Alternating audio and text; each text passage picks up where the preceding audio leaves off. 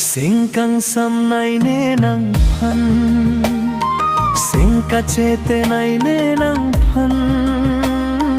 Nang pan nang long le det chenam te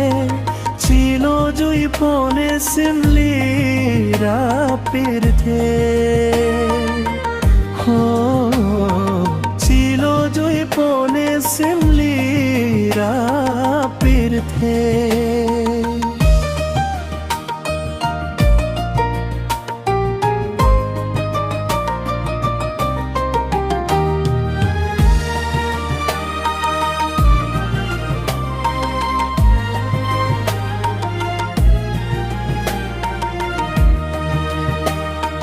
Riro don rap do anne e phanne don deta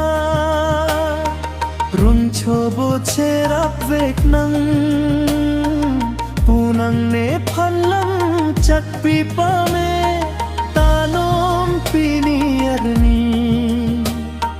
chilo dun juilo nang ke habang arun me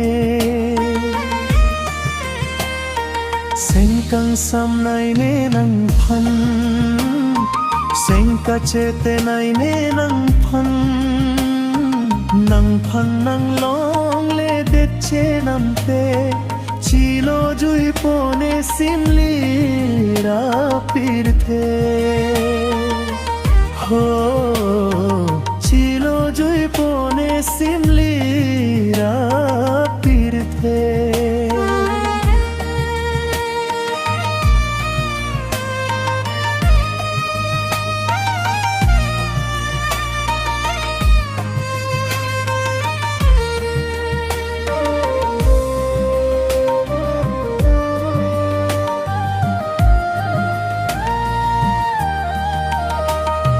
Dam tanga charnam ne pennang uan ne phannang singve nang ne parung klang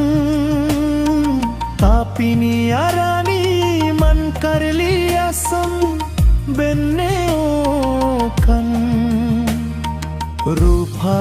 pensi nang ke kang ne kanje ne phan ke nona porque thangnat abirtave sengkang samnay nenang phan sengka chete nay nenang phan nang phan nang long le det chenam te Chilo jui pone simli ra pirthe